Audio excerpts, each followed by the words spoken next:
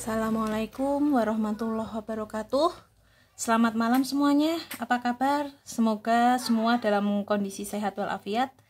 Hari ini kita ketemu lagi dalam mata kuliah polimer. Nah, hari ini saya akan spesial membahas bagaimana proses konversi sampah plastik menjadi fraksi bensin. Sebelumnya seperti kita ketahui bahwa plastik itu merupakan polimer, plastik tradisional ya, yang bersifat non-biodegradable, kecuali plastik dari PLA, seperti yang saya terangkan sebelum UTS, yaitu polylactic acid.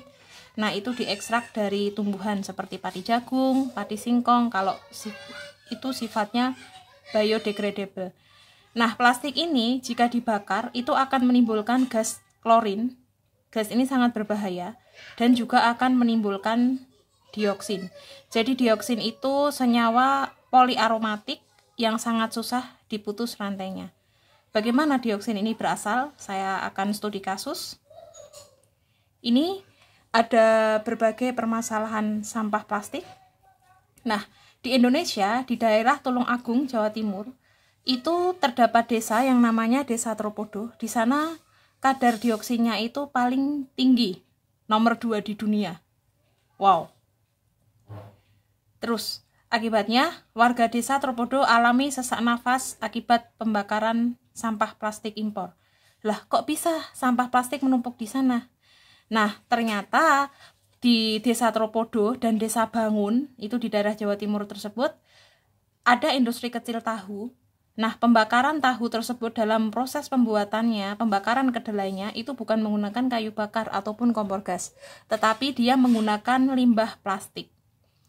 Nah, plastik tersebut dibakar, kemudian menimbulkan senyawa dioksin yang terpapar ke udara, terpapar ke tanah, dan kemudian tanah kecampur dengan makanan ayam ketika memberi makan ayam. Nah, otomatis karena terpapar, telur dan tahu yang ada di sana itu terpapar dioksin. Terus ini ada juga laporannya, partikel sisa sampah plastik mulai ditemukan dalam telur ayam di Indonesia. Wow, ini general banget, padahal hasilnya hanya ada di sana. Ini tumpukan plastik yang ada di Tropodo. Nah, ini bahkan ada laporan khusus. Ini dari NGO luar negeri, di bawahnya PBB. Judulnya Sampah Plastik Meracuni Rantai Makanan Indonesia. Jadi kalau ada berita tentang Indonesia yang negatif-negatif itu langsung bombastis ke seluruh dunia. Termasuk corona ini ya, Indonesia diramalkan menjadi pusat hotspot corona. Makanya kalau kalian nggak penting banget itu jangan keluar rumah, kecuali kalau kerja. Nah, ini konsentrasi dioksin dalam telur di Tropodo tersebut, ini konsentrasinya hampir sama dengan kadar dioksin di Vietnam itu setelah diberi tembakan senjata biologis yang namanya Agen Orange. Jadi waktu perang Vietnam melawan Amerika, Amerika itu meracuni salah satu daerah namanya Binh Hoa di Vietnam itu dengan dioksin. Nah, senjata biologis tersebut terkenal dengan Agen Orange. Itu tahun 1945 atau 46 gitu. Nah, sampai sekarang daerah tersebut itu dioksinnya masih tinggi dan itu hanya menjadi daerah kosong, tidak bisa ditanami. Seperti itu. Ini rantai makanan sampah plastik di Indonesia. Jadi kita itu kan belum bisa mengatasi sampah plastik, tapi herannya akibat kong kali kong sampah plastik dari luar negeri itu kita ngimpornya, dijual di Indonesia. Bayangkan di Indonesia sendiri ada sampah plastik, kita masih membeli sampah plastik diimpor di Indonesia, kemudian digunakan oleh pengrajin tahu di Desa Tropodo. Terus ayam-ayam di daerah sini itu tanah-tanah yang sudah tercemar dioksin tersebut, itu kita nggak mungkin ya ngasih makan ayam lewat piring, itu namanya ayam sultan. Nah, itu dimakan ayam, tanahnya kecampur, telur ayamnya pun terakumulasi dioksin di dalam telur ayam dan daging ayam kemudian dimakan manusia. Ini menyebabkan masalah kesehatan baru bagi manusia. Kenapa?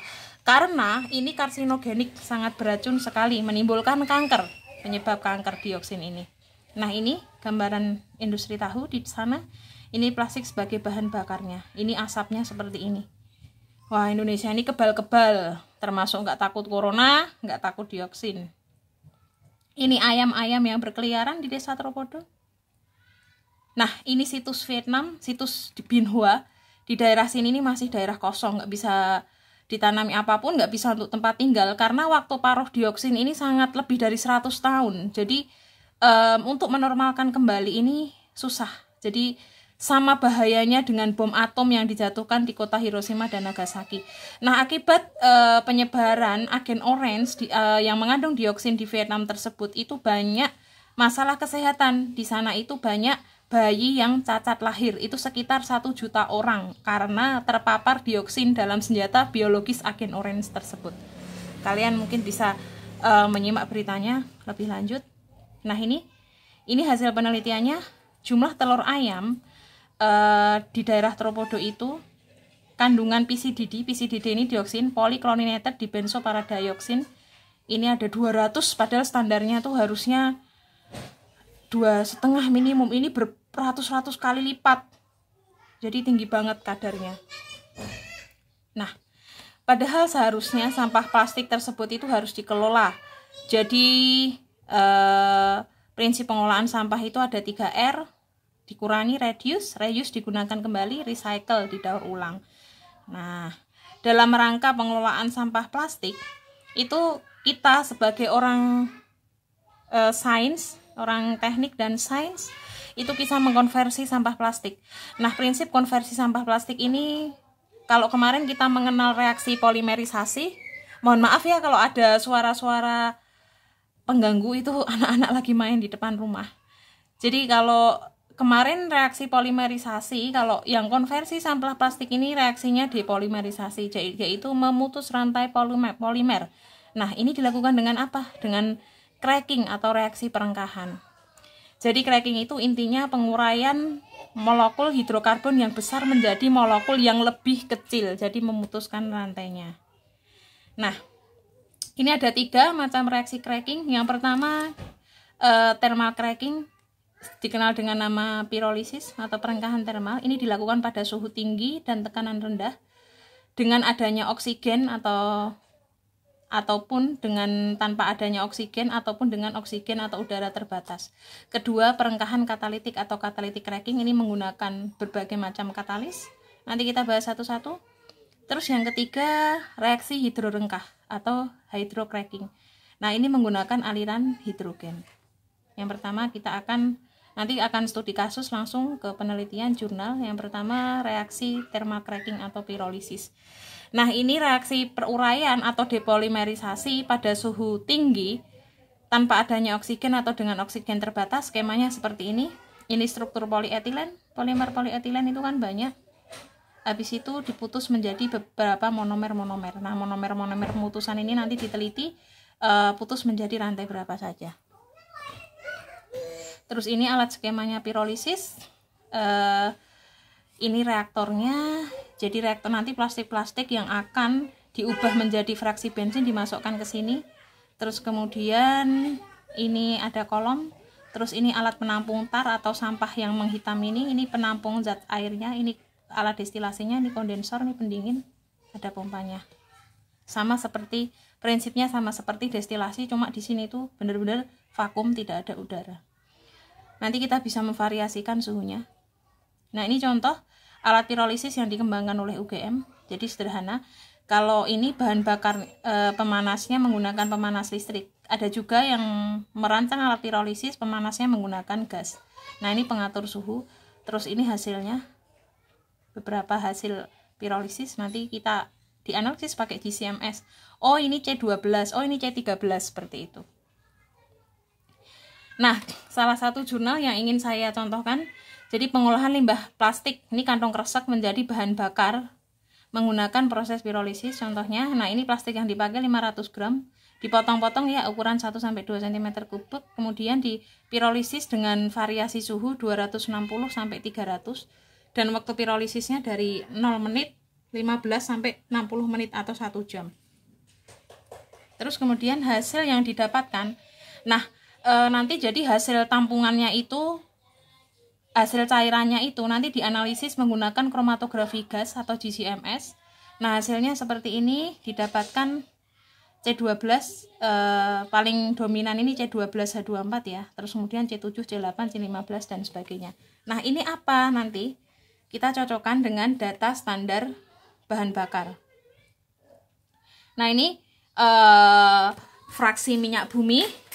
Kalau kita pengolahan minyak mentah itu, jadi pakai fraksinasi ya, bertingkat. Paling bawah suhunya 300, paling atas suhunya paling dingin 20, 40, 70, semakin ke bawah semakin panas. Nah, ini berdasarkan titik didih ini nanti keluar berbagai macam fraksi bahan bakar dengan rantai karbon yang berbeda. Ini untuk lebih detailnya biar kelihatan. Kalau gas itu jumlah atom karbonnya C1 sampai C4, kemudian ether, bensin C5 sampai C10, minyak solar C15 sampai 17, kerosin C11 sampai C14, kemudian minyak bakar, bitumen, pelumas dan sebagainya. Jadi semua ini fraksi minyak bakar tergantung jumlah atau rantai atom C-nya tersebut. Nah, hasil penelitian tersebut mengatakan bahwa titik nyala dari beberapa produk yang dihasilkan itu memenuhi standar BBM di Indonesia, yaitu pada suhu pirolisis 300 derajat Celcius dengan titik nyalanya 57,5 derajat Celcius. Artinya apa? Titik nyala itu jadi dia dinyalakan sedikit aja langsung menyala gitu loh. Hanya ada pemantik sedikit pada suhu segitu sudah menyala. Terus kemudian hasil yang kedua, semakin tinggi suhu pirolisis semakin sedikit kadar airnya. Artinya kalau kadar air semakin sedikit berarti dia semakin memenuhi syarat bahan bakar.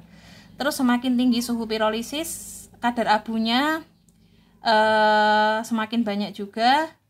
Terus kemudian ini komposisi dominan yang diperoleh dari kromatografi gas yaitu C12H24 sebesar 41,9%. Nah, ini bisa dimurnikan kembali kadar minyaknya ini dengan menggunakan destilasi. Oke, sampai di sini. Kalau kalian semoga ini bisa menjadi ini ya bahan inspirasi untuk penelitian. Kalau memang kalian misalkan mau berminat meneliti tentang bahan bakar alternatif atau konversi bahan bakar, mungkin ini bisa menjadi salah satu ide kalian rancang alat destilasi sendiri seperti itu. Dibuat mudah aja, nanti bahan bakarnya gas dan sebagainya. Mohon maaf atas segala kekurangan. Wassalamualaikum warahmatullahi wabarakatuh.